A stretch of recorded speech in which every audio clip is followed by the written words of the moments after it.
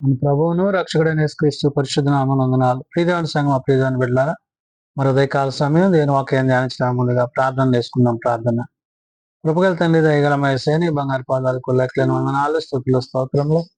గతించిన రాత్రి అంతా నీ రేఖల చాటును కాచి కాపాడి సంరక్షించిన దేవా, మరి ఉదయకాల సమయం సజీవ లెక్కన చేరి ప్రార్థించుండగా వాక్యమైన దేవుడు వాక్యం ద్వారా నాతో మాతో మాట్లాడి మీరే మహిమ గంత ప్రభావాలు పొందమని యేసునామమున అడుగుచున్నాం తండ్రి. ఆమేన్.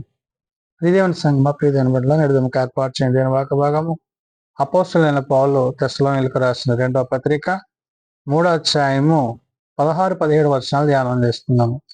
అపోస్తలుడైన పౌలు తెస్సలోనికీయులకు రాసిన 2వ పత్రిక 3వ అధ్యాయము 16-17 వచనంలో ఈ విధంగా రాయబడినవి. సమాధానకర్తయగు ప్రభువు తానే ఎల్లప్పుడూ ప్రతి విధము చేతను మీకు సమాధానము అనుగ్రహించునుగాక. ప్రభువు మీకందరికీ తోడయుండునుగాక. పౌలు తెస్సలోనిక సంఘానికి పత్రిక ప్రారంభించిన మొదలు దేవుని యొక్క సమాధానము, దేవుని యొక్క కాపుదల, దేవుని యొక్క నడిపింపు. పౌలు క్రీస్తు యొక్క ప్రేమలో కొనసాగుతూ పరిశుద్ధాత్ముని యొక్క సహాయము కలిగిన వాడై తండ్రి యొక్క ఉద్దేశాలను, తండ్రి యొక్క ఆలోచనలను ఆనాడు తెస్సలోనిక సంఘానికి, నేడు సార్వత్రిక సంఘానికి చెప్పే మాటలు ఏంటంటే, సమాధానం లేని మన జీవితాలకు సమాధానము ప్రభువై ఉన్నారు. కాబట్టి ప్రభువు ఇచ్చే సమాధానము అది నిత్య మహిమతో కూడినది. కాబట్టి ఇక్కడ పౌలు అంటున్నాడు, సమాధానకర్తయగు ప్రభువు తానే ఎల్లప్పుడూ అంటున్నాడు. అంటే ఆయనే మనతో సమాధాన పడేవాడు. మనల్ని ప్రేమించిన ఆయన ఆ సమాధానాన్ని కూడా ఆయనే మనకి మొదట ఇస్తాడు. కాబట్టి ఆ ప్రేమ యందు ఆ సమాధానాన్ని మనము కలిగి ఉంటాం. ఇతరుల పట్ల, ఇతరుల యొక్క ఉద్దేశాల పట్ల, ఆలోచన పట్ల దేవుడు నీ కుటుంబానికి ఆయన చూపిన మార్గం ఏదైతే ఉన్నదో దాని యందు నీవు జీవించవలసి ఉన్నది. కాబట్టి ఇక్కడ ప్రతి విధమైన సమాధానమును ప్రభువే దయచేయును. కాబట్టి పౌలు అంటున్నాడు, ఎల్లప్పుడూ ప్రతి విధము చేతన మీకు సమాధానము అనుగ్రహించునుగాక అంటాడు. అంటే అవి దేవుని యొక్క సన్నిధిలో నీవు చేయి విజ్ఞాపనలే కావచ్చు, దేవుని సన్నిధిలో నీవు ఏదైతే అక్కర కలిగి ప్రార్థిస్తున్నావో ఆ అక్కరల విషయంలో ఆయన నీ పట్ల ఒక ఉద్దేశాన్ని కలిగి ఉన్నారనే విషయాన్ని పౌలు గుర్తు చేస్తున్నాడు. అందుకనే మీకు సమాధానము అనుగ్రహించును గాక అంటున్నాడు.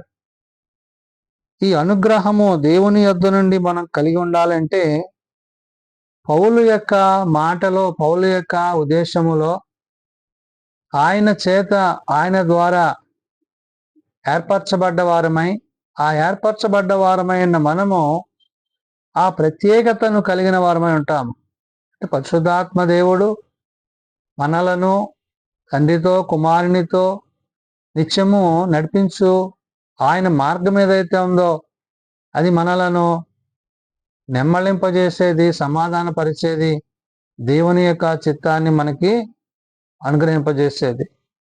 కాబట్టి సమాధానకర్తయగు ప్రభు తానే ఎల్లప్పుడూ ప్రతి విధము చేతను మీకు సమాధానం అనుగ్రహించును గాక అంటూ ప్రభువు మీకందరికీ తోడయుండును గాక అంటున్నాడు. అంటే తనకు ఏ విధంగా ప్రభు తోడై ఉన్నాడో అదే విధంగా ప్రతి విశ్వాసి జీవితంలో, ప్రతి వ్యక్తి జీవితంలో ఆయన ఒక ఉద్దేశాన్ని కలిగి ఉన్నారు. కాబట్టి ఆయనతో ఆ యొక్క పూర్తి ప్రేమలో మనము జీవించాలి. కాబట్టి పౌలు ప్రభువు మీకందరికీ తోడై ఉండును గాక అంటున్నాడు. దేవుని యొక్క తోడ్పాటు, దేవుని యొక్క కాపుదల, దేవుని యొక్క భద్రత ఏ మానవుడైతే కలిగి ఉంటాడో అతడు ఆశీర్వదింపబడ్డవాడిగా, దీవింపబడ్డవాడిగా, ఆయనతో, ఆయన యొక్క వాక్యముతో జీవించువాడై ఉంటాడు. కాబట్టి పౌలను నేను నా చేవ్రాతతో వందనమని రాయిచున్నాను అంటున్నాడు. తన స్వహస్తాల చేత తానే స్వయంగా ఈ పత్రికలను రాస్తూ మరి సంఘాలను బలపరుస్తూ ధైర్యపరుస్తూ తాను ఏదైతే కలిగి ఉన్నాడో ఆ కలిగి ఉన్న దానిని బట్టి పౌలు ఇక్కడ ప్రత్యేకంగా మాట్లాడుతున్నాడు. ప్రతి పత్రికకు తాను చేవ్రాతను అనగా తనతో దేవుడు ఆ మాటలను రాయించిన విధానము, పరిశుద్ధాత్మ దేవుడు తన యందు ఉండి పలికినప్పుడు పౌలు ఆనాడు సంఘాలకు నేడు సార్వత్రిక సంఘానికి ఈ మాటను చెప్తూ అంటున్నాడు, పౌలను నేను నా చేవ్రాతతో వందనమని వ్రాయిచున్నాను. ప్రతి పత్రిక యందును అదే గురుతు నేను వ్రాయుట ఇలాగే మన ప్రభు అయిన యేసు క్రీస్తు కృప మీకందరికీ తోడయుండునుగాక అంటున్నాడు. అంటే కృపచేత రక్షింపబడ్డ తనము ఆ కృపను కొనసాగిస్తూ ప్రతి వ్యక్తి, ప్రతి మానవుడు, ప్రతి వ్యక్తి యొక్క ఉద్దేశములో ఆయన ఒక ప్రణాళిక కలిగి ఉన్నాడనే విషయాన్ని పౌలు ఇక్కడ గుర్తు చేశాడు. అందుకనే ప్రతి పత్రిక యందు అదే గురుతు అంటున్నాడు. అంటే తాను ఏదైతే దేవునితో సంబంధాన్ని కలిగి ఉన్నాడో, ఏదైతే తను నా చేవ్రాతతో వందనమని వ్రాయిచున్నానని చెప్పాడో ఆ మాటను బట్టి తాను ఎంతగా దేవునిలో స్థిరపడ్డాడో బలపడ్డాడో ఆ బలాన్ని బట్టి శక్తిని బట్టి దేవుని మాటను ఇక్కడ మాట్లాడుతూ నేను వ్రాయుట ఇలాగే మన ప్రభు అయిన యేసు క్రీస్తు కృప మీకందరికీ తోడై ఉండునుగాక అంటున్నాడు. ఇది దేవుని బిడ్డలారా, కృపచేత రక్షింపబడ్డ మనకి ఆ కృపలో కొనసాగే ధన్యత యోగ్యత ప్రభు అనుగ్రహించారు కాబట్టి మరణములో నుండి జీవములోనికి నడిపించిన ప్రభువును బట్టి, మన కొరకు ప్రాణం పెట్టి మరణించిన ప్రభువును బట్టి, ఆయన చిందించిన రక్తము చేత నేడు విమోచింపబడిన మనము ఆయన శరీరము ద్వారా ఆయన రక్తము ద్వారా ఆయన యందు జీవించువారమై ఉంటున్నాము.